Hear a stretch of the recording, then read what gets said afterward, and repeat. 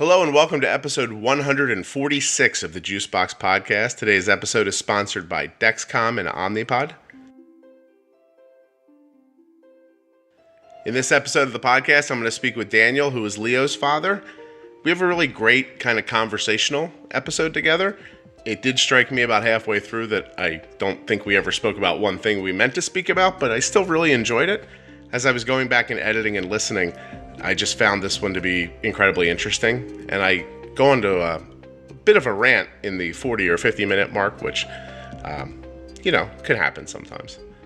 Anyway, Dan's a great guy and a really good dad. He's just very interested in the ideas that are going to help his son live better with type 1 diabetes, and those are the things we end up talking about. Please remember that nothing you hear on the Juicebox Podcast should be considered advice, medical or otherwise. Always consult a physician before being bold with insulin.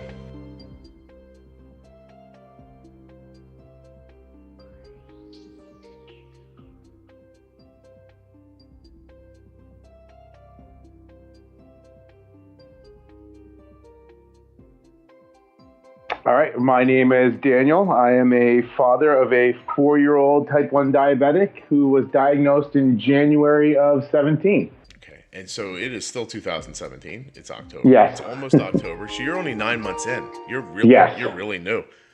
Wow. Are we going to say your son's name? Yes, my son's name is Leo. Okay. Sorry. No, don't be sorry. I just wanted to be sure you wanted to. Yeah, I'm fine with it. Up to doing that.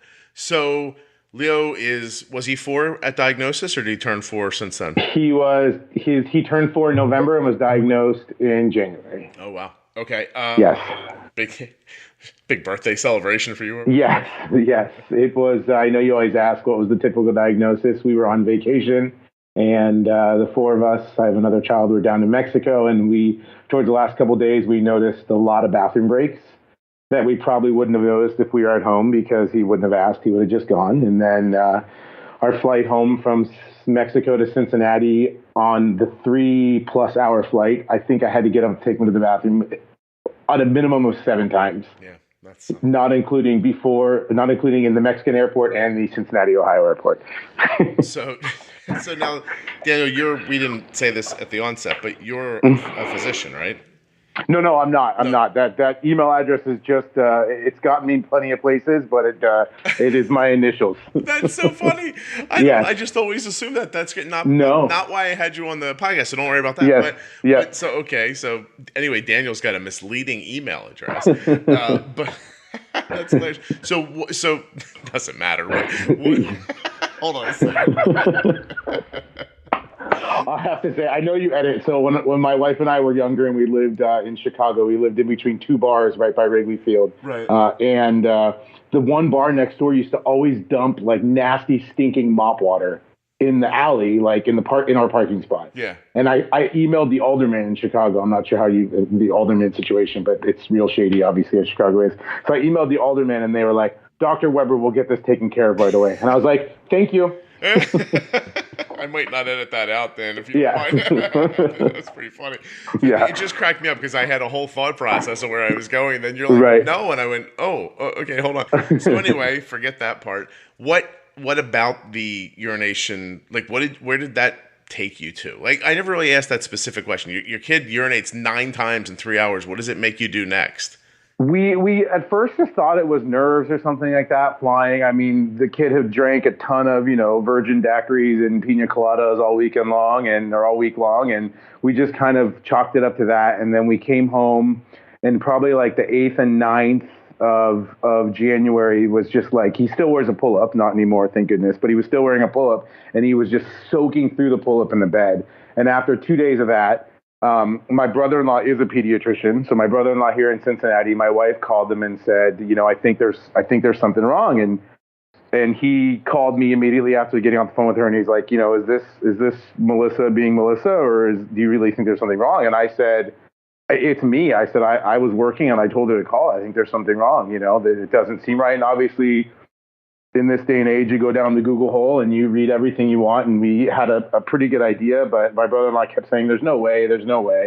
And, I was supposed to fly out to Chicago like that afternoon or something like that. And he said, bring him in on my lunch break and I'll have him go in the cup. And he went in the cup, and Leo and I were just kind of sitting in the front of the office, and I saw him like kind of frantically running around, and I was like, we know what this is. And then, they prick his finger and it just says hi. And, we spend the next 3 days at Children's Hospital. Yeah. Wow. That's right. So I'm sorry. The best part of this, I interview a lot of ladies mostly, but so far my favorite part of this is it's the part where your wife calls her brother to get medical advice, then he circumvents her to check with you to make sure she's not being hysterical. Right. Well, anyway. It was definitely a shock to us, but it was like, you kind of deal with the cards that are dealt you, and you play the cards that are dealt to you, and we went from there. Right. And yeah.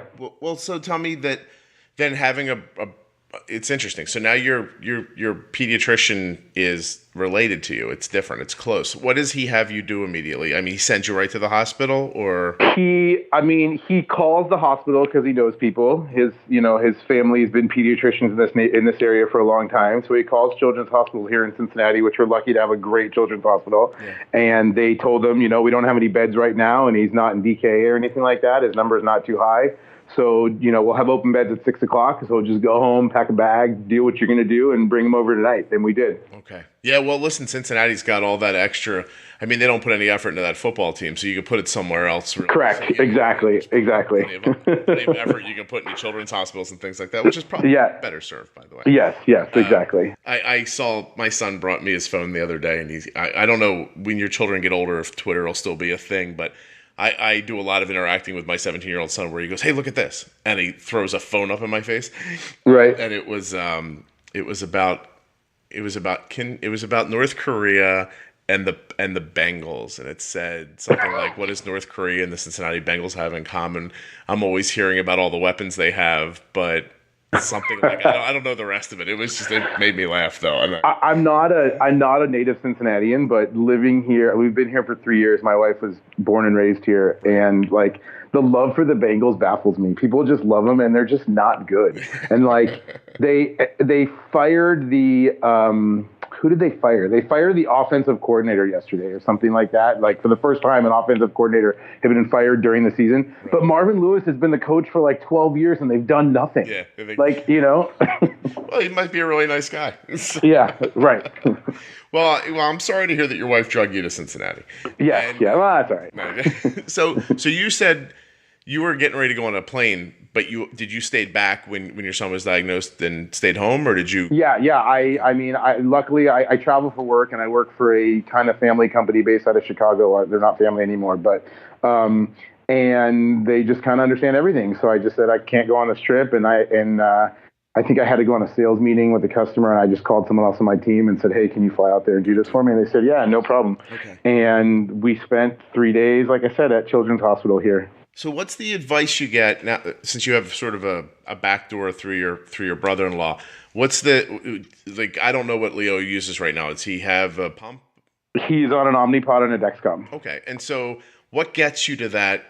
Like, how do you get to that? Is it something you see? Is it something you find online? Is it something your brother-in-law says to you? How does that work? So, I mean, my brother-in-law is a great pediatrician, but he really has nothing to do with the diabetes care because that's just, he's just a pediatrician. So he I think he came to Children's Hospital that night with us and kind of just dropped us off and dealt with that just to meet the people that he knew. Right. And then there was a fantastic nutritionist at Children's Hospital who was just Dexcom. All she would talk about is how great the Dexcom, and what I've learned to see through the T1D community is that like there's so many like connections involved. I feel like 90% of the nurses or the nutritionist at Children's Hospital either had diabetes or had a kid who had diabetes or grew up with a sibling that had diabetes. They're all just so connected to it. Okay. So this nutritionist was just talking about Dexcom, all she could. Like she just kept talking about it. So we didn't really talk with the doctors about it then, but then we came home on the 13th, I think. And I just asked my brother-in-law, I said, can you call this into Kroger? And he called it into Kroger. And We put it on the first time blindly without any lessons, and that was probably the easiest. It went on for the first 2 months, and then we struck out about 100 times the next couple times we tried to do it. Really? But Kroger, the funniest part about it was Kroger kept calling me and asking me, "Are you sure you want this? Are you sure you want this? It's going to cost this much money." And I was like, "Fill the prescription. I'll be there in an hour to pick it up." Like. And so so that's interesting. So do you have insurance? Yes. Yeah, okay. Yes. And so they're talking about your portion of it. Yes. And yet they tried to they try to talk you out of it, you think? Yeah. They basically were like, it was January 13th. So we're on a high deductible plan, right? And we were paying everything out of pocket until we hit that deductible, which was hit on, I think, January 17th, but that's okay. So, they called Melissa, my wife, saying, is this accurate? And she's like, fill it. And they called me. I was like, fill it. And, we obviously, I would love to use Kroger, but we switched to mail order. Yeah. No, it's interesting though. Isn't it funny that, because that happens to us too. It's, you have, the calendar flips and you need to make your deductible and inevitably it's time to buy some stuff. And right. All of a sudden, instead of getting hit $100 here and $100 there, you're all of a sudden like, okay, it's just one big $1,000 bill comes. You're like, oh, okay. I've been joking with my wife recently. I was like, I wish January 1st I could just write, United Healthcare check. Here you go. Just stop, because we have since the 14th, we've paid like zero, like absolutely nothing. Right. Right. Yeah. So all the equipment comes, my pumps come, this come, that come, and it's like, here you go. Okay. All right. I'm like, all right. So you had a Dexcom before an insulin pump? We did. Okay. And what did? So that's interesting. So what feedback were you getting from your CGM that told you that my next step is an insulin pump?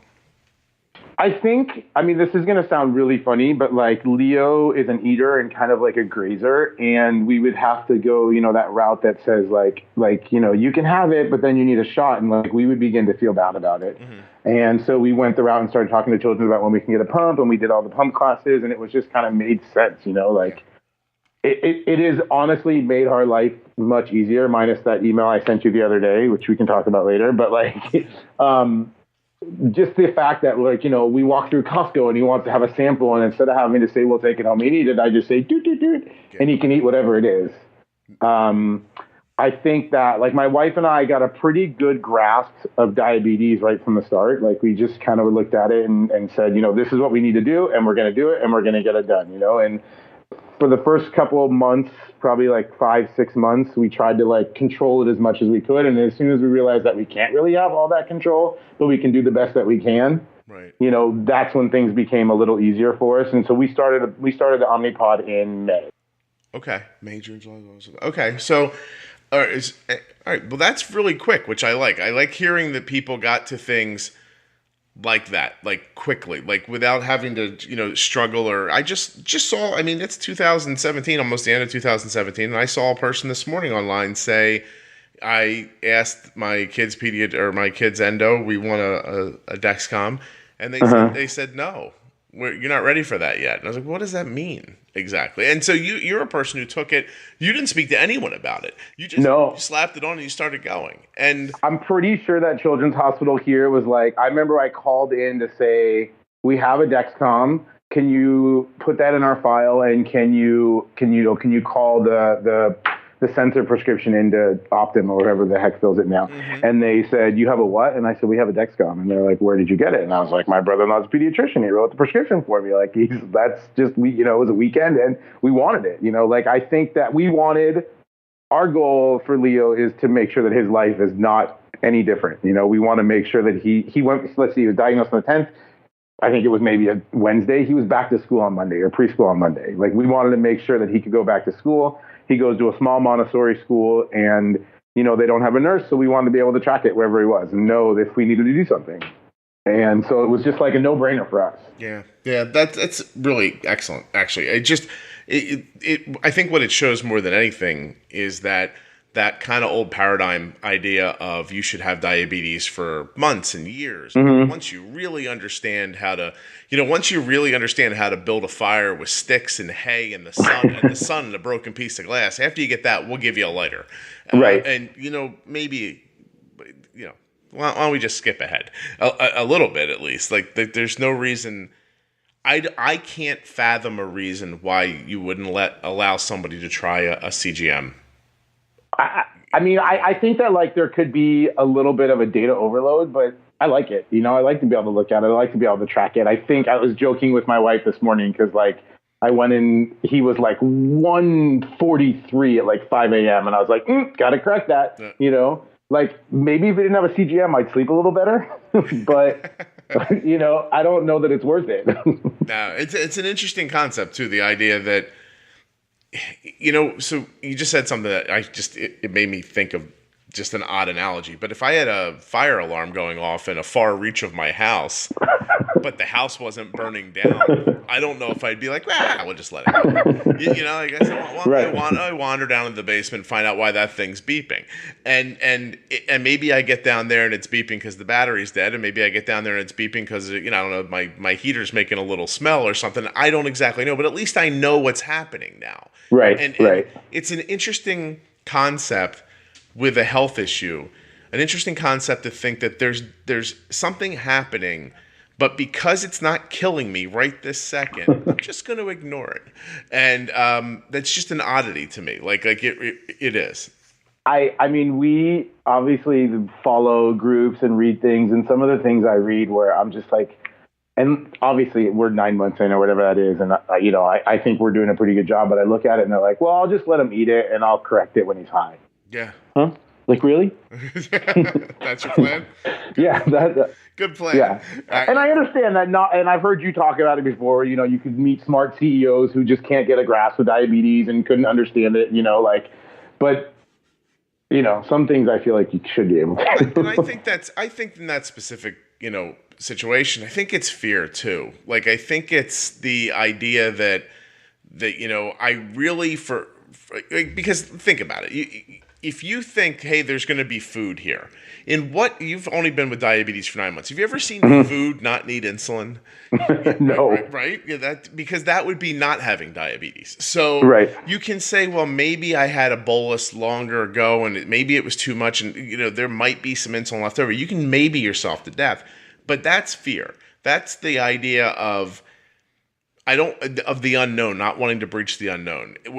And so in a strange way, getting a high blood sugar that you can later correct down is at least an understood quantity. You know what I mean? And so if you are operating from a fearful position, I almost get that. I get the idea of why don't we just let him get high because I know how to take care of that, and that doesn't seem like it's going to cause him to have a seizure, potentially. So, you know, but I'm the opposite. Arden had some fairly spectacular lows this summer, and they were overnight, and they required a lot of intervention and a lot of effort and not a lot of sleeping at some points.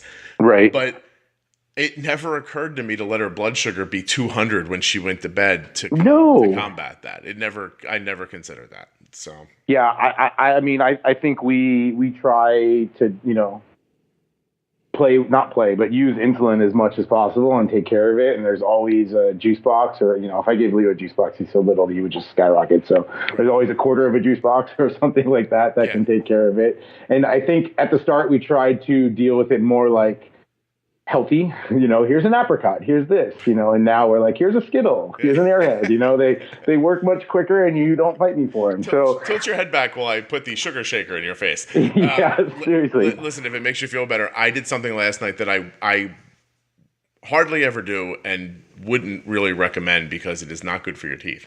But Arden hit this blood sugar, and last night, I don't know, it was 1 o'clock in the morning maybe, and she just kind of went to a spot, and I was like, you've got to be kidding me. And there was no insulin happening. So I thought, I know what it'll do. I know what's going to take her right back to 90 and leave her there.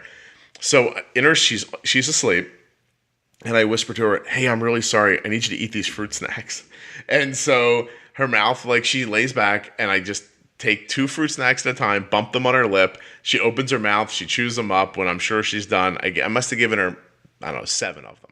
Uh-huh. And then I had her drink a little water and rinse her mouth out a little bit. And then she went back to sleep.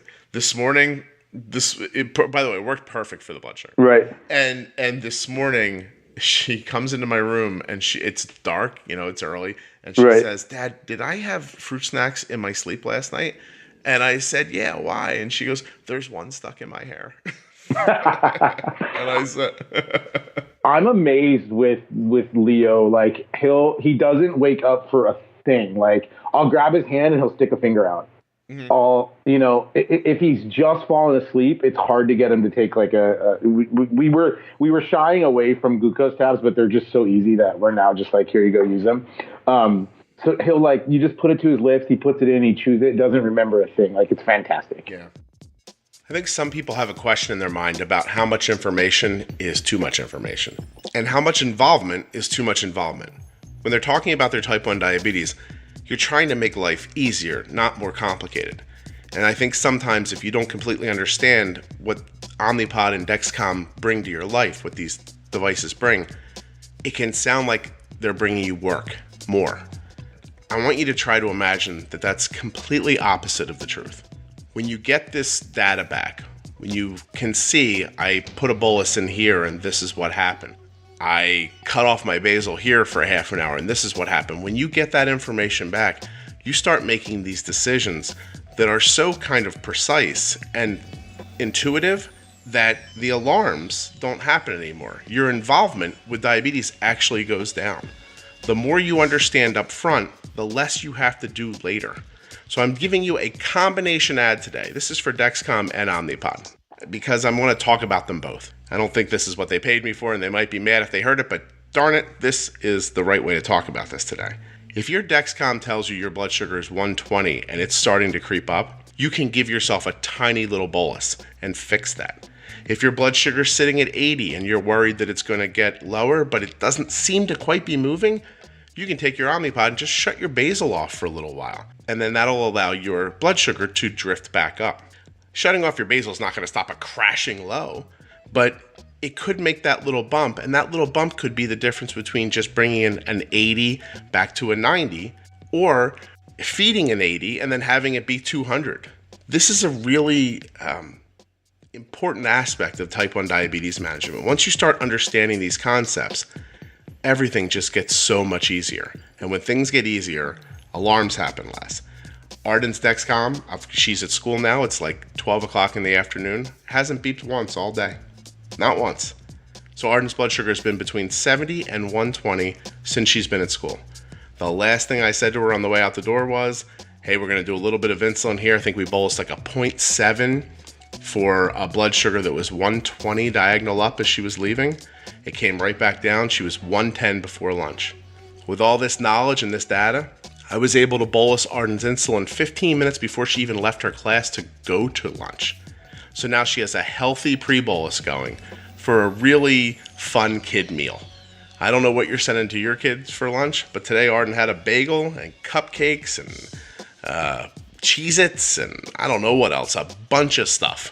Stuff you don't normally think about being able to give a kid with diabetes and keeping their blood sugar at 110.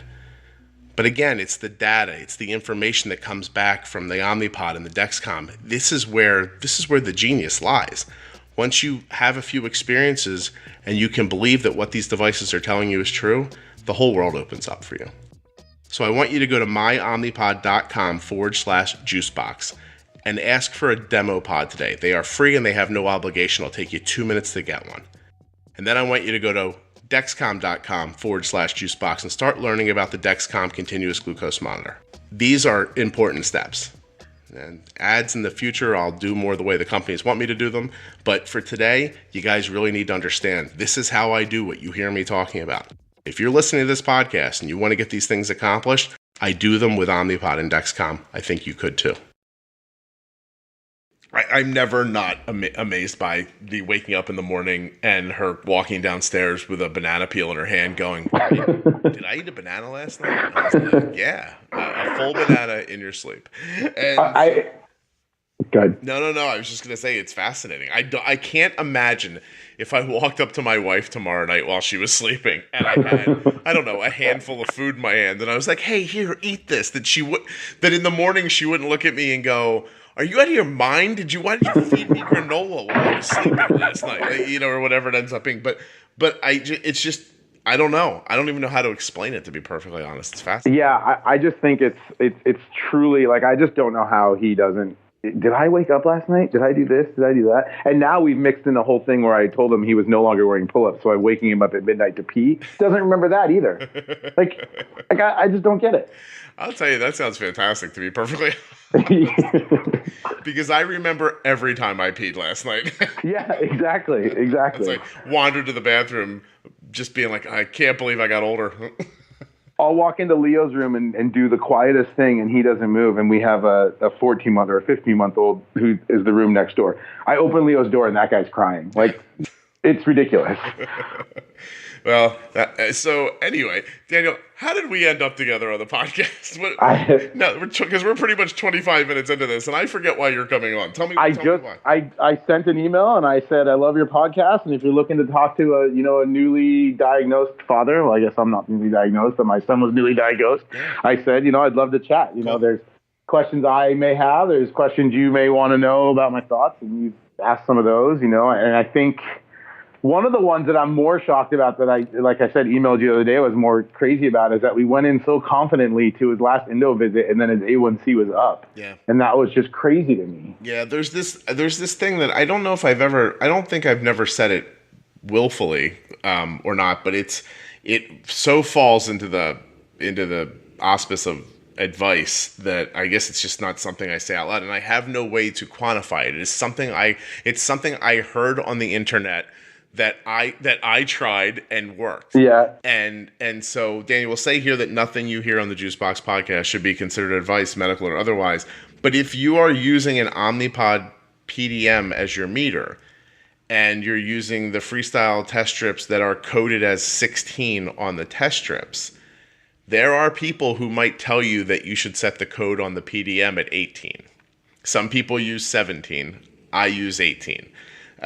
When I did that, it helped my daughter's A1C go down. So you can absolutely take that for whatever you want to take it for. I'm not even making any assertions about it. What I will say is that device manufacturers are in an interesting situation where they go to the FDA, they make a claim about this device that they've created, the FDA verifies that claim, and then they are allowed to sell it to you. If they want to change that claim, they have to go back to the FDA. It takes a very long time and invalidates their device. So a lot of companies can't do that. It just doesn't work. Reasons that I don't understand in any way, shape, or form, technically or otherwise, when I have Arden's PDM, when I tell Arden's PDM that her test strips are code 18 when they're really code 16, we get much better, more accurate blood sugar checks that more closely agree with her Dexcom. And I'm assuming because of that, we were able to make decisions.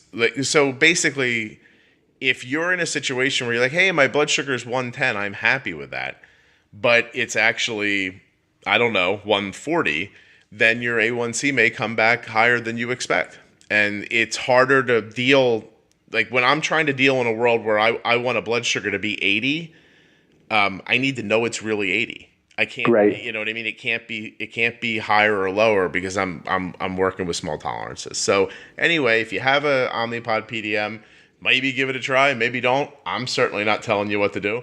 But Dan here had an issue with Leo where he his A1C was higher than his blood test indicated it might be, and that was the sage-like wisdom that I passed to him that had been passed to me years and years and years ago by some nice person on the internet. So what happened, Dan? You went in and you thought we're going to be at what A1C were you like? This is what's happening. We thought we were going to be in the low sixes. Right. So he wasn't that. He was 7.7 when diagnosed. He wasn't that high. Okay. We immediately dropped to 6 something. Mm-hmm. I think 6.7, then 6.6, and we thought we were trending in the lower sixes, and it came back in the lower sevens, and we were like, what? And endocrinologist couldn't speak to it and was giving us roundabout answers, and none of it made sense. And, I think that if you were sitting in the room as a fly on the wall, you could see how frustrated I was with it. And then, we fell down that Google rabbit hole like you talked about, and we looked, and then we thought the only variable in the two was he started a pump in May, which was 2 weeks after his last A1C. So we went to a totally different meter. So since then, we are testing on 3 different meters now, but only using one to update Dexcom, obviously. Yeah, you could probably stop doing that, but I get it. But I want to congratulate you. I'm being serious for a second. I want to congratulate you for being so rational about it and looking and saying what's different in our lives, because you went to something that most common sense would tell you, well, getting a pump would have helped, not hurt. Right. And in getting the pump didn't hurt. It was this one specific tiny aspect of it. I think you knew when you asked me, to be perfectly honest. Right. Yeah. Right. Yeah. I mean, I read all over the internet, but I just, wanted to hear it from other people. And some of I even called Omnipod, and they're like, no, ours is perfect. And Omnipod is great. Don't get me wrong. No, but listen, Omnipod is stuck doing what the FDA has told them they're allowed to say about their product. Right. I privately have conversations with people at Dexcom a number of times a year where I say to them, hey, you give people this, I always put it like this. I'm like, you give people a bazooka, then you teach them how to kill a fly with it. I said, why don't we learn how to blow up a tank with it? Because I think that's what it's for. Except they're not legally allowed to say certain things about what their product does, because if they spent that much time going after all that from the FDA, if they did that, they never would have got the product on the market. By the time they proved out everything they wanted to prove out, like, here's one. Look, I'll say this absolutely without a doubt.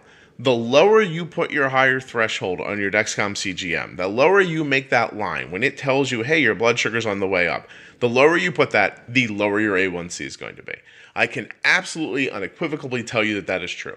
Dexcom would be happy to tell you that's true, except they weren't able to ask that of the FDA before they got the thing, so they can't actually come out and say it like that. Right. I mean, I think one of the other crazy parts to us is that we were showing, I literally had all this data printed out, obviously. Mm-hmm. I showed the doctor. I was like, we came in at our last checkup, and he was averaging a 144 on Dexcom, which is fantastic. We're this many months in, and his A1C was perfectly spot on match to that. And now we're 3 months later, he's averaging a 130 something, and our A1C is way off. What's going on? He's like, well, the A1C score and the blood glucose aren't the same. And I was like, you're grasping at straws here, man. I understand you don't have the answer, but stop saying random things out. Right, exactly. So you have to, when you go back, Daniel, you have to stop yourself from just looking at him and going, you don't know what you're saying. I thought about going on the patient porthole and being like, we did some research and here we are. We'll talk in 3 months and see what happens. Well, let me say this. At Arden's last A1C was a couple weeks ago. So her last appointment was a couple weeks ago. And there's something going on with Arden that I'm not really ready to talk about yet, because I don't completely understand it. But I'm in there asking questions, right? And the answers I'm getting back, it's the same thing. It's like, you asked the question and you felt like the answer. They were like, have you considered that it's because the sky is blue? I'm like, no, I hadn't considered it, because that doesn't make any sense. And so they're just, well, what about this? What about this? And then it comes to, they're like, well, let's just wait. And I went home and I was talking to my wife, and I'm like, I'm not comfortable waiting. Why are we waiting? This doesn't make any sense. And we pressed the doctor and said, no, we're not going to wait. We didn't wait, and it's a week later, and I think we found the answer. Now I can't just start coming on the podcast and telling you stuff like that yet, because I don't know for sure, and I don't want to put information out that's not accurate. But that's exactly what happened. I was like, why am I waiting? I just sat in front of a person for 45 minutes who said nothing to me. They spoke a lot of words, didn't say anything. I left going, well, this was a waste of an hour. And on top of that, Arden's A1C went up. So I was already bummed out. It was 6, which I'm not complaining about, but she had so many lows in the past 3 months that we were just, it ended up it wasn't as stable. And when it's not as stable, then it's harder to hold lower numbers, because the variability is, right. Off. I'm literally not complaining. A 6 is phenomenal. Right. But right. we were 5.6 the time before. And so you can see the difference. It's just a tiny bit of variability caused a half a point move. Imagine what happens when you're at 150 all the time, or that's how you get 2 points higher. Anyway. Yeah, and I kept explaining to my wife, I was like, no, we have really good control. You can see we have good control of it, but our number's not right. So, I mean, I was expecting him, I was complaining enough that I thought he was going to say, let's rerun the test, and he did not do that. Right. And I ordered home A1C test on Amazon, but I didn't use them. If you ever use it, tell me how it worked, because it's something that wouldn't occur to me to do because it just seems like it wouldn't work. But they have them, and I was like, I'm willing to try it just to see if I get the same. And then once we thought about it more logically and realized, here's the variable, I'm like, okay, I don't need to spend the $50, and I returned them. Right, good for you. So now, I just had this whole picture in my head where you're explaining to your wife, no, you don't understand. We have the numbers. This isn't right. And just in my mind, the thought bubbles over her head are, my mom was right. I shouldn't have married this guy. He's babbling about numbers, and he's clearly wrong. And I'm gonna have to start cheating soon. You just said the whole thing rolling through her head. But she was just as upset as I was. We were just I just don't understand. I mean, we do a really good job of sharing the responsibilities, and I travel for work, so she's on top of it a ton of the time as well. But we were both just what are we going to do? And I think she, from the start, she was more we need to get that number lower. We need to get that number lower. And I was I wasn't there with her yet. I was let's just get this under control. It's new to us. And now I'm no, give him insulin. He's too high. 140. Why aren't we doing something? Yeah. It's a national tragedy in your home. Yeah. The dog looks sad, lays down, doesn't get up for an hour. It's oh, the boy's at. Leo went to 140. Yeah, exactly. We covered all the windows. We're sitting Shiva now. And so, but listen, I think that's, by the way, do you find that easier? I find it easier to keep blood sugars lower than I do to chase them around. When I'm chasing them around, I'm exasperated all the time. I think you said it last week. You'd rather or not last week, obviously it's a long time ago now, but you said you'd rather battle a 67 than a 267 or something like that. Right. I'm 100. We both are 100% in that camp of thought. We want to battle not that low, obviously. I think it's really hard to have that. What am I trying to say? The Children's Hospital does not agree. No. I think the tech is way behind, or the hospital is way behind where the tech is. And obviously I think that the hospital and the doctors have to deal with the average, not with the people that understand it or the people that can afford CGMs and whatnot, and every time I'm in there, they're this is red. I'm it was 75, when he turns 5, you're going to tell me a 70 is okay. Right. So why are we even talking about it? And I always say to them, I said, I have to imagine that with people having CGMs, the risk of extreme lows has to go down. So we need to talk more about that. Obviously, we were going to lunch the other day, and he was 71 and straight across. And I was okay, I think I can pre-bolus him before we get there. So I pre-bolused him, and then literally we pulled out of the garage, and he went double arrows at 68. I was oh, this is going to be bad news. So we pull into Starbucks where we were going anyways, just down the street for the fabulous lunch that it is. And I order his peanut butter and jelly, and then I prick his finger, and he was a 38, and that's the lowest I've ever seen him. Right. And I went up to the counter. I was I'm going to pay for this juice in a second. And obviously you can deal with it. And I don't want that to happen all the time, but at least I knew it was coming. I feel if that CGM would have said 38, then he would have been, a 28 or a 20, and that would have been a different story. So having the technology there, and I just feel sometimes the doctors don't understand that we're monitoring it. I don't want to be I'm helicopter parenting, but we're monitoring it 24 hours a day. I always know what's happening. Dan, you just warmed my heart so much. It was already swollen with pride, and then it's grown more.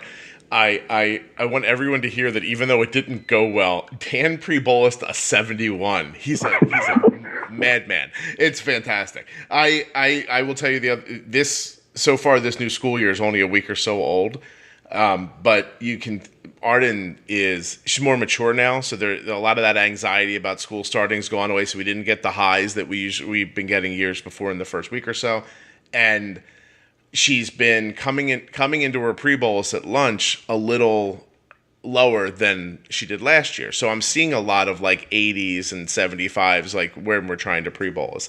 Mm-hmm. So all I've been doing is been pre-bolusing with more of an extended basal. So, not to correct, I'm not correcting you, but that 71, Right. if you would have done, I get you're trying to get some insulin moving and you're going to be there in a couple of minutes and you can believe that insulin's not even going to start working before you're sitting down and you experienced a low off of something that happened prior. But Right. it sounds like to me. But but what I've been doing at school lately is like, if it's an 8-unit bolus for 10-unit bolus for lunch, here's 20% now, and then the other over a half hour or an hour. And that way it's happening, it's moving, her blood sugar's going in the right direction when she starts to eat, but I haven't dumped a ton of insulin into her when she's too low to handle. Right. And that's one of the other funny things you mentioned. The other thing the hospital is really not on top of is like, they're like, he's 4, don't pre-bolus. And I'm like, no, thank you. Like, if he doesn't want to finish his pancake, then he'll eat an apricot and he'll be okay with it. Like I gotta be in the right place for that. Yeah, it's it is really, I mean, you get the idea. Like everybody hearing it is just thought the same thing I just thought. Like sometimes a 4-year-old might just look up at you and be like, I'm not eating that. And then you are going to be in a situation where you curse under your breath for a second, and then you're like, okay, how do I make up for all the insulin I just gave him? He's not going to eat this pancake or whatever. But if that happens every once in a while, isn't that way better than the alternative of your kid's blood sugar being 250 all the time? Like, how is that not common sense? We have barely gone over we barely go over 200 now on spikes, and we are much happier in our house because of it. We can see that he is happier. He had a soccer game last weekend, and he was really high going into it, and it was miserable to watch and to be a parent of. Like, I just wanted to pull him out of there because he did not want to be participating. Yep. And then we had another one this weekend, and he was like, he went in at 150, and it was perfect. Yeah. Well, last night, Arden had an insulin pump site go bad sooner than I expected it to. So she gets this. Now for me, she has these stubborn highs that I can't affect. And when I tell you that, if I told you we were battling stubborn highs yesterday, how high do you think I'm talking about? I mean, listening to you and knowing you were probably like 190. Yeah, it was 150. I was like, this is a mess. Yeah. I was like, everything is upside down. This isn't working right. So I pushed and pushed as she was in the afternoon at school. She came home. The first thing I said to her was, I'm going to bolus this one more time. And I said, if it doesn't respond the way I expect it to, if there's not some sort of outside influence going on that I can't understand, that's maybe more psychological with her or physiological that I can't right. see. Because, I said, one more bolus. This doesn't work. We're bailing on this thing. And so we did bail on it.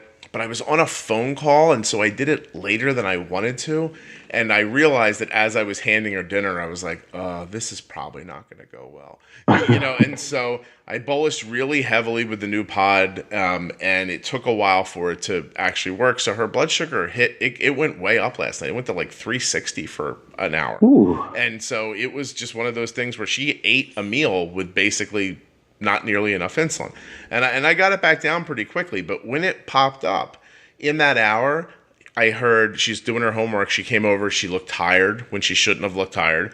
And then she said to me, hey, can you rub my ankle? My ankles are starting to hurt. And all this stuff that you don't realize is from the high blood sugar. Right. And she's older, so at least she can tell you what the issue is. I mean, try having a 4-year-old try to tell you what his problem is, And a lot of times he'll just tell us he's low because he thinks he's going to get sugar snacks, So I'm low, cookie. Yeah, yes, exactly. That's what comes out. You people are like trained seals over here. Just give me a cookie. No, I hear you. So tell me something. So you're not that far into it. You've really embraced it. You've had a low blood sugar that's scary, and it didn't dissuade you. Can you tell me, is that just who you are, do you think? Did you learn something that helped you with this? Did you hear something, see something, do something? What put you in this mindset quickly? Because it is my goal that everybody feels like you as soon as possible. So how does that happen? I mean, I think, not to toot your horn too much. We listen religiously. Melissa started listening first, and I started listening as well. And now I'm way more into it than she is. And I think hold on. Two things. What's wrong with her? Why is she not as into it? Because she's definitely into it. But what happens is I'm like, I'll drive to school or I'll be at the airport, drive Leo to school or I'll be at the airport so I can listen to it and I'll be ahead of her. And I'm like, did you hear this today? And she's like, not yet. And I'm like, okay. So I did not ask this question to hear about how great my podcast is, but please go on and tell me how great it is. It's fantastic. So I just think that we've come to, I mean, like you can see, what am I trying to say? There's always insulin and there's always carbs. Like we're not all of a sudden going to be out of one or the other. So we can always correct whatever harm we've caused. Not that it's really harm. And for us, like I'd much rather have that low than the high because, I mean, obviously I don't think Leo's going to lose a limb or an eyeball like in 5 years, but like there's long-term effects that are, just as great, if not, greater than short-term effects. And I think that having a CGM on him has enabled us to not have to really worry that he's going to go too low. My phone beeps in my room all night long, the night when it goes up above a certain number or low and we don't miss it. So I think that we've just come to realize that we're not going to kill him. Mm-hmm. We're just trying to make his life better. We're trying to make it, we've seen that when he's in that range and we try to keep him between 80 and 150, but obviously a little bit lower, that he's a happier person and it makes the household happier. I love that somebody just came on the podcast and said 150 like it was really high. You were like embarrassed. You're like, between 80 and 150, but that 150, I tried, Scott, I promise. We try not to go there. It's such a, well, no, see, Dan, you don't know because you're 9 months into it, but I'm 12 years into it. People did not speak about this like this. Even in the last few years, it's only happening. And I'm going to say this. I was talking to someone last night. I'm going to do a joint podcast with somebody, which will probably come out prior to this. And when you hear this, you'll be like, oh, I heard that was months ago, but it wasn't. And so, so we were talking about what we're going to talk about while we're on there. And I just said, look, I said, my goal with this podcast is to just get rid of the old norms, to tell people how important the technology is. If you can afford the technology and you don't have it, in my opinion, you should. It's that simple. I mean, like, I know there's personal preference. I understand all that. I get that some people don't want the beeping. Trust me, any argument you're making in your head right now, yelling in your car or whatever you're doing, I understand. I think you still should. And, I mean, yeah. And because you should, because it's a bigger conversation. It's how you feel, who you are, how your brain works. It's if your ankles are sore while you're doing your homework. It's the story I told months and months ago about the woman who contacted me after I helped her with her very young child and said that her child's on the ground playing the way I remembered her. So what she was saying was that for a protracted amount of time, her kid just wasn't the same person. Right. And so, it goes back to Lynn Halver and talking about her son and saying, yes, my son passed away and he had type 1 diabetes, but I'd rather him have had 20 some amazing years than 40 years or 50 or 60 or 80. Like, do you really want to live this long, painful, unpleasant life? And your point, which you're making really well, is that if you're careful and you have this technology and you're reasonable and you test when you're not sure and all the things that go along with being safe, you're probably not going to have a problem. And having said that, you probably are too. But so is everyone else with diabetes. If you leave your blood sugar crazy high for safety's sake, you're still going to have the same 38 low that everybody else has. It's not the people who keep their blood sugar at 80 or 90 or 100 that have all these lows. When you understand how to keep your blood sugar at 90, you have less lows. It's when you're up at 300 and you've gotten to the point where you're like, I don't know what to do. Here's all the insulin in the house. That's how you get low later. Right. I mean, I just got done telling you over the last hour, my daughter was low last night and she was really high last night. Now it was a breakdown of the technology that caused the high. But as soon as she was high, I had to over bolus and it created a low later. When she's 130, I don't over bolus. I nudge, bump little bits of insulin here and there. Dan, I can't do it anymore. That's it. Just listen. Just listen to me. No, I'm just kidding. but you know what I mean? Like there's so much common sense in that. And then most people don't listen to them. Listen, most people with type 1 diabetes don't hear this podcast. They hear their doctors. And they hear it's okay, it's 180, it's 200, don't worry, it'll come down. They're young, it won't hurt them long. All the excuses that, trust me, they don't know if they're true or not. If a doctor told you it's okay for your 5-year-old's blood sugar to be 250 because long-term they have data that says that doesn't hurt, I'm going to tell you right now, you don't want to be the one to find out that's not true. So get a new doctor. Because when you find out that's not true, it is too late and irreversible at that point. So I mean, I just think that just having a Dexcom alone makes a difference. Some people prefer shots, some don't, whatnot. But even just having the CGM, I think, has made our life easier from the start because we knew. And then once we got better control, we could try to keep it down, and we're trying to do it. And the pump just makes that easier. And I think the pump makes his life easier. Yeah. And he really hated having Lantus. So. Right. Dexcom is a speedometer on your car. Like, let's say that if you went over the speed limit or under the speed limit too far, you were going to die. What would the most important thing be in your life then? Your speedometer. Right? Like, it really would be. If this was speed and we were on a bus and there's a reference no one's going to get. And so you seriously, that's worse than the Matrix. No one's getting the speed. No. But the point is, there's a bomb on your bus. There's a bomb on your bus and you can't act. What are you going to do? Yeah. By the way, now I just realized I say Matrix all the time because I really do feel that way. And then I just said Speed, and these are both Keanu Reeves movies. And they are both Keanu Reeves movies. I'm not a huge Keanu Reeves fan. I don't know how this has happened, although those John Wick films are fun. But that's not the point. The point is this, Dan, damn it, is that you can't have a disease that is basically the fluctuation of your blood sugar. If it goes too high, you're going to have long-term horrible health effects, likely. If it goes too low, you're going to drop dead today. That can't be the narrative. And then you tell me, hey, there's this thing that tells me where my blood sugar is, but I don't need it. Like that. What? Yeah, I mean, I'm with you. Melissa jokes that, if all of a sudden we hit the lottery, our foundation would be providing Dexcom to people that can't afford it. I dream about giving Dexcoms away all the time. That's how I dream. Yeah, and there's no way to do it. I mean, you can't just find a kid and hand him a Dexcom, but you can give insulin to insulin for life, but I can't give Dexcom for life. Listen, I mean, there's a barrier for money, obviously, and that is the other side of it. There are a lot of people listening right now who are like, look, I would love one. Shut up. I can't afford it. Right. I get that. I really do. But here's what I'll tell you, and I'll think about this like this. I was on the Facebook yesterday, and apparently there are these glasses that help people who are colorblind to see colors. And I've now seen 2 videos of grown men in their 50s, 60s who have lived their whole life not seeing colors put on these glasses. Now, apparently I get from these videos that these glasses must be very expensive, okay? But if you saw these guys put these glasses on, your heart would break. You'd go out, you'd find somebody who was colorblind, you'd buy a pair of these glasses. If you had to sell your car to do it, you'd hand it to them.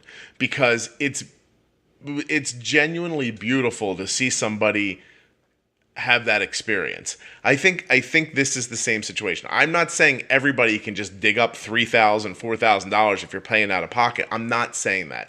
But I am saying that if there's any way for you to accomplish it, it is really, really worth your time. And I do not mean, I do want to say to people, I don't mean for the podcast to sound like a 1-hour advertisement for the people who are buying ads in the podcast. But you really do need to trust me and think of it this way. I'm taking the ads from these 2 companies because I'd be saying this with or without them. The reason you don't hear other companies come in leaving ads, and by the way, other people do want to put ads on the podcast, but because you don't hear that is because I cannot speak this passionately about their products. And this podcast is not about making money for me. This podcast is about getting this information to you. So if you ever hear me take another ad from a different company, you must be like, Scott loves that, because trust me, you don't make enough money with a podcast to sell out one human being. It just isn't. It isn't like that. So we should expect to see an ad for the next Keanu Reeves movie? Well, at the very least. That John Wick 3 is going to be great. But yeah, that I would shill for. I got to be honest. If you ever hear me start doing movie reviews, I'm just going for the money at that point. It's like, I'll tell you what, Cars 15 is fantastic. They have not lost the franchise at all. And I don't know. Dan, we spoke for a whole hour about nothing. Wait, if I don't ask you a question, my wife will kill me. We've made fun of Melissa a couple of times here, so I don't want her to be upset. Go ahead. We cannot figure out fatty foods for the life of us. Pizza, it just fights us all the time. Extended boluses, I feel like we're horrible at them. How do we do that? So everyone's different, Dan. We know this to be true. So what are you telling me? The boy has pizza, you pre-bolus, and you're still getting high afterwards? I'd say we get highs an hour and a half later. Okay. And then does he get low after you correct it? Maybe, not totally. So what does this tell you? That we're just not giving them enough insulin out front and covering it for longer periods of time. You need more insulin, and you need it covered, and the coverage needs so to be different. The question is that timing and amount. He's on such little amounts of insulin, right? And so I feel like when I do an extended bolus, let's say he eats a 50 carb 2 slices of pizza or whatever that is, right? So 50 carbs will give maybe 2.5 units if I can remember off the top of my head. If I extend that 2.5 units for 4 hours, it's not going to work. No, 4 hours. Like I feel like or 3, whatever it is, I feel like I need to triple that amount of insulin to extend it. So you might need more because, listen, there are times when you do an extended bolus. I just had this conversation with Joan, who was on like one of the episodes in the first year. We were talking about extended boluses on the phone yesterday about her son and similar ages. And so what I said to her and what I'll say to you is if you're going to extend the bolus out, you may need more insulin. So if this theoretical 50 carbs needs 2.5 units for you, but you're going to extend it, that might end up meaning it needs 3 units or 3.5. But if I was you, I would do some basal adjusting in there as well. So if I had pizza and I saw that I was getting high an hour and a half later, I mean, how high are we talking about? I think he can break 250, 300 maybe. Okay, so not ridiculous. Right. So we're not breaking the Dexcom. No. So what you need is so if I was going to have pizza in that situation, what's his basal rate? 0.4? How old is he? Yeah, right. He's got a bunch of different ones. I think the highest one he has is 0.35, which starts at 7 at night. He tends to drift up at night. So then I would double his basal rate or 100, as much as I could for probably 2 or 2.5, maybe 2 hours, right? But I'd start it about a half an hour before the pizza for maybe 2 or 2.5 hours. That way we've got a nice wall of basal insulin coming that's going to help with the pizza. And then you need to bolus enough to stop an initial spike, but then stretch the rest of it out over an hour, not 3 hours or 4 hours, but just over an hour. So that still a heavy amount of your bolus still exists in that time just prior to the spike. So if you're seeing a spike in an hour, but if you bolus all of it up front and a half hour into the pizza, he starts getting low. So you need to there's that first half hour in there where you sort of need to take half of the bolus and move it to a half an hour later. And then let it hit him again, because what's happening is he's eating it. You're keeping the initial spike down. Then it's getting into his stomach. It's starting to digest, and it continues to digest and keeps pushing and pushing and pushing his blood sugar up. You have to have enough insulin there to fight it. I think a combination of a doubled basal rate and a slightly extended bolus, but not a crazy extended bolus, is the way to go. Because there's two windows here. There's this first window of spike, and then there's then you're seeing a tail on it. If you control that first hour and a half better, then I think the tail's not as drastic, and you could probably adjust it pretty well with just a little more insulin. And avoid. Makes sense. That's all. That's it. Did that make any sense? I don't know what I'm talking, what I'm saying. Something. No, it made sense, and we'll try it. But we'll try everything once. Let me boil it down in a very simplistic. Your issue is timing and amount of insulin. Now, good luck figuring out how to fix that. But right. But there is an answer. It's not evident to you yet. So keep trying. Keep trying. Keep moving. As we will. He's a 4-year-old kid. He wants to eat pizza. Yeah, I want to eat pizza. Now you've talked about it, now it's probably what I'm going to do for lunch now that you brought it up. Although, first things first, today's the 19th of September. I should probably not tell people how far in the future some of these are recorded, because it probably sounds weird. But I'm just excited to download the new operating system on my iPhone today. So, aren't you nervous about your Dexcom, though? Never nervous. Because I was thinking about it. I'm never nervous. I don't think enough to be nervous, Dan. That's my superpower, my ignorance. Because it's coming soon. I was thinking about it last night, and I was like, well, they're gonna say that Dexcom's not ready, and I'm gonna do it anyways, and then I'm gonna get some funky beeps, and somebody, no names mentioned, will tell me you shouldn't have updated yet. Melissa taking a fourth hit in the podcast. Yeah. So here's what I will tell you. I happen to know how they do it at Dexcom, and they are going to, I would bet anything, and I know nothing, no one's told me anything, but if you upgrade today, that message about, hey, this app's not compatible with this operating system, I bet you don't see it 2 days later, because that's a live thing. That's a live thing they're doing. There are people out there right now in California sitting at their desk, cracking their fingers, waiting, and they're gonna, On a completely side note, the people at Dexcom are the nicest ever. We went to San Diego for vacation this summer, and I just sent a random email saying, "Hey, my 4-year-old T1D, blah blah blah, bring him in. We'll give him a tour." Yeah, it's beautiful. They showed us all around the manufacturing and everything. It was fantastic. Is it cool? I've never seen it. I've heard it's really interesting. It looks like, it looks like you're in like a science movie. Like there's just a bunch of people in like lab coats, and there's like hand washing stations before they go into like the static free rooms. And, it's just a pretty San Diego chill atmosphere. And then you throw in a big science lab in there. That's crazy. No kidding. I emailed them as well asking about the watch, and somebody called me yesterday and we had a long conversation about it. Yeah. And he basically said, in theory, and he used that in theory very loosely because I'm sure it's going to happen rather quickly. Mm-hmm. Once they get it ready, you wouldn't even need to carry your phone anymore. Yeah, if you had the new Apple Watch with cellular, right, that the Apple Watch 3 or whatever it is, then you shouldn't need a receiver anymore to see your Dexcom. Yep. Yeah, no, fantastic. And even that, now think about that, like you're calling it a watch, right? It could be anything. Like the watch is an inch square. You could have something in your pocket that's an inch square that has your Dexcom information. Right. Like Dexcom could just say, "Hey, we're going to put an LTE receiver or something like that on the sensor of the transmitter."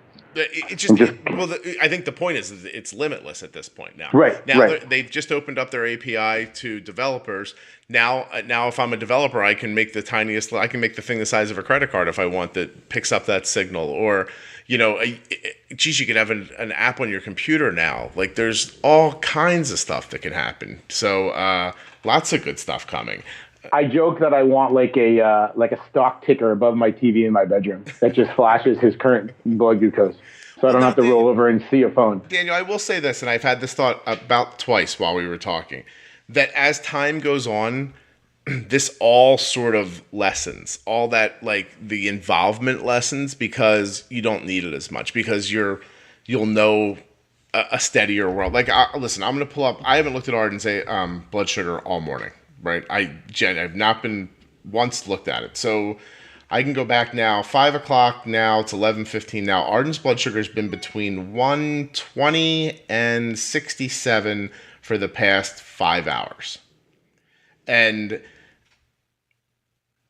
that's not something that I could have said a couple of years ago. And but the bigger lesson I think for you is that I haven't looked at. Arden left the house this morning at 7:40.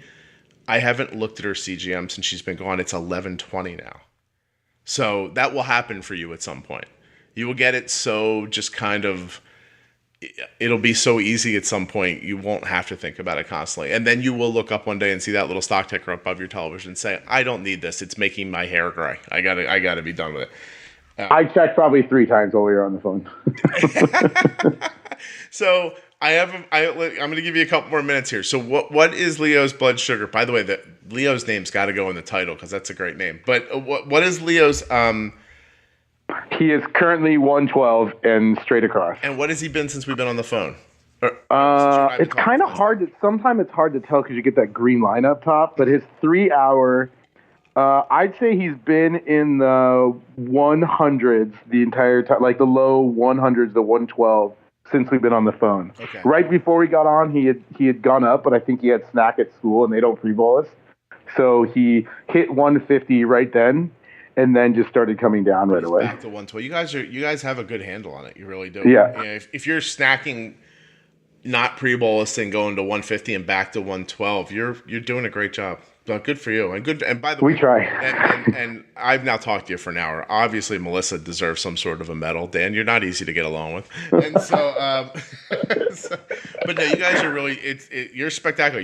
I'm going to feel good all day about this conversation because you can do the next one with her and get her perspective. Yeah, I don't want to cause her divorce. Yeah. It's not my goal to break up families. And so, listen, people are like, "Why is your wife not on the podcast?" I'm like, please. I heard that the other day. She started telling me what I'm doing wrong, and then I'll feel compelled to stick up for myself. And 45 minutes into it, you'll be like, I think I just heard 2 people kill each other on a podcast.